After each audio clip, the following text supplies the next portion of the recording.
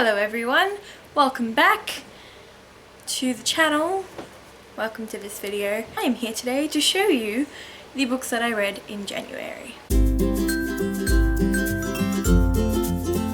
I read a total of 10 books this month. 4 of them were rereads and I'm going to show you an 11th because I finished it today and it has to go back to the library, so I'm going to show it to you today. I did read like half of it in January, so it counts, right? It counts.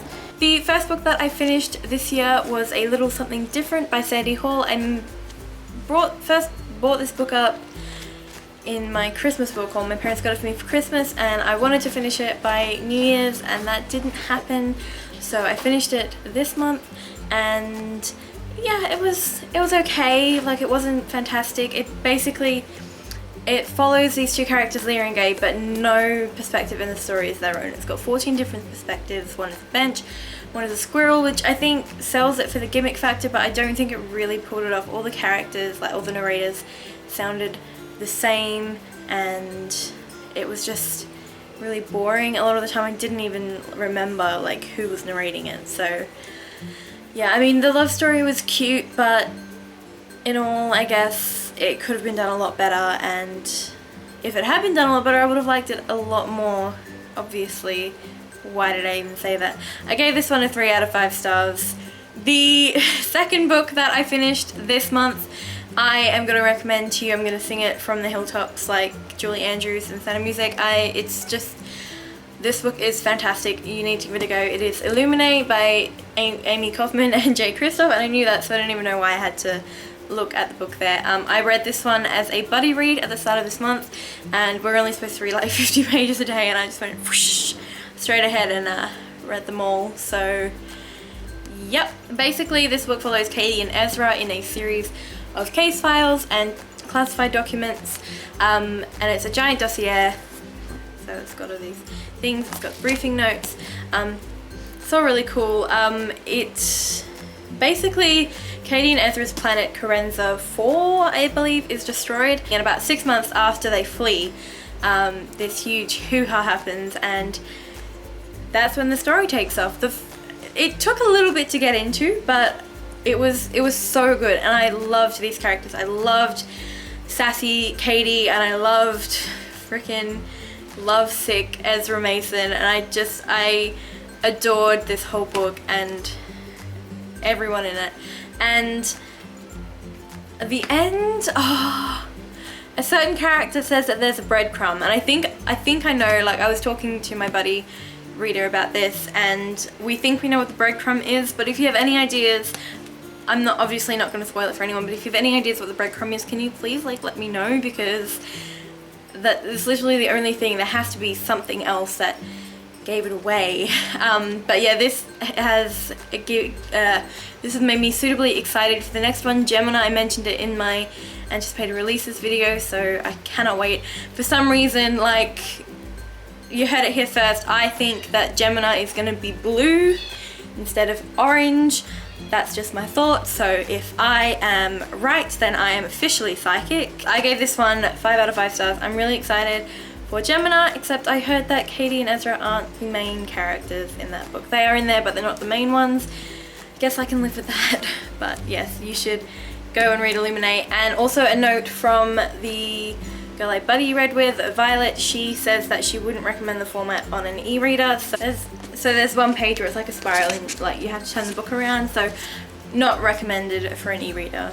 Just saying. 5 out of 5 stars. Highly recommend. Go get yourself some Illuminate. The third book that I finished was Fire Color 1 by Jenny Valentine. This book is about Iris, who after moving back to England finds out that her father not only is dying but actually wants to know her. So she and her mum and her stepfather go to his like manor and they're talking with him, and Iris builds this relationship with her father, and then the father dies. That's not a spoiler, it's in like the first chapter. They're at his funeral, so it was a dead on 2.5, 3 stars for me the entire time I was reading it, until I got to the very end and the twist was revealed, and I was just like, this is just mind-blowing. Like, this is one of the best twists I have ever read. So that bumped it up to a 4 stars for me. The writing isn't bad. I just found that it was meandering a bit and it was sort of disinteresting. Iris is just sort of telling you about her life, basically. It's sort of like a memoir, but obviously fiction. But yeah, the twist was just freaking mind-blowing. So I recommend this. 4 out of 5 stars. I really, really enjoyed it. And after I finished that, I picked up Amazing, Fantastic, Incredible, A Marvelous Memoir, which is the memoir of Stan Lee. This, you know, is just basically the graphic memoir of Stan Lee, and it goes through his life from when he first started working in comics to the war and what he's doing now and his family. And it's a memoir. Like, I don't know what much else I can say. You can probably find all the information about it on Wikipedia, but the artwork is good. That's a nice shot, and it's naked. It's just like, it's got all the faces of Marvel characters. I did enjoy this. It was a nice light read. I gave it 4 out of 5 stars. It's probably not a thing you're gonna be into if you don't like Stan Lee and Stan Lee's work, or you DC heathen. I don't really know what else I can say about this. It's a graphic memoir. Book number 5 for 2016. I almost said 2015 there. That would have been awkward. Book number 5 was The Book Thief by Marcus Zusak. I have read this before. This is my first reread of the year. I didn't actually read the physical copy. I listened to it on audiobook, and it was mind-blowing. Oh, I really should have done my research before I did this. I can't actually remember the name of the person who narrated it, but I'll put it here. And yeah, it was so good. The accents, they weren't overdone, they weren't trying too hard, and it was such a beautiful, The Book Thief is such a beautiful story anyway, and it just came to life with this narration, especially because, you know, the narrator for the book is deaf, so having someone read it out to you was just perfect, and I really enjoyed it. And I would highly recommend getting the audiobook version by that guy, his name is here, if you are interested in it, because I absolutely adored it. Oh, 5 out of 5 stars for that one. After that, I got pretty bored, and I was watching Netflix.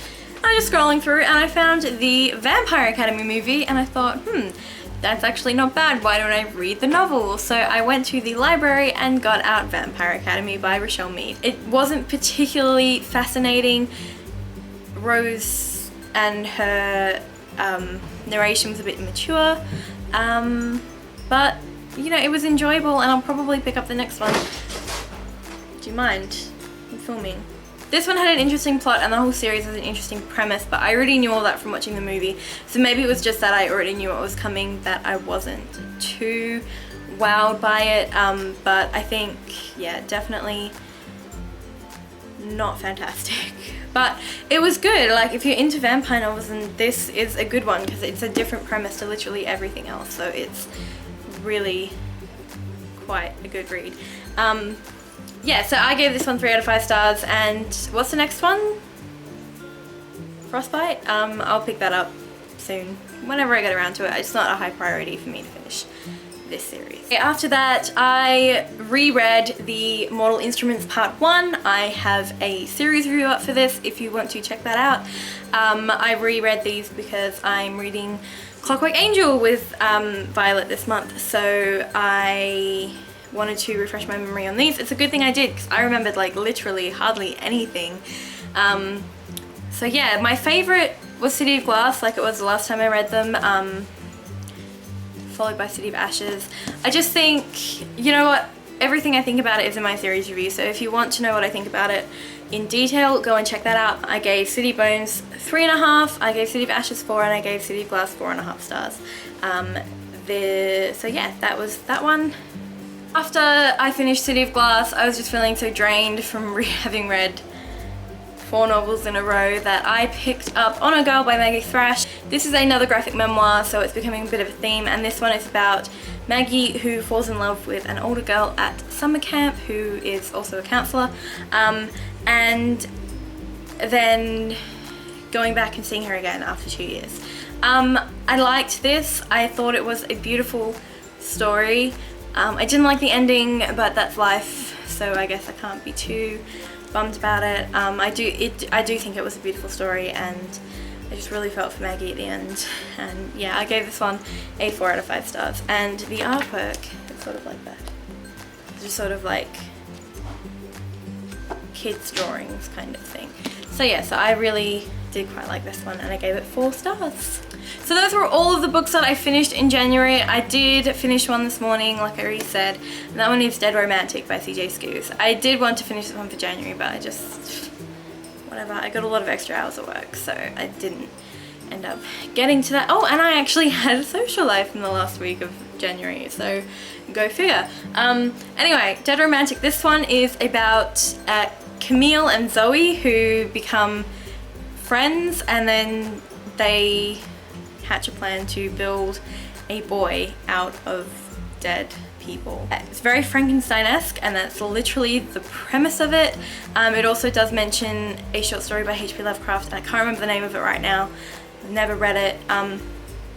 So yeah, the premise was interesting.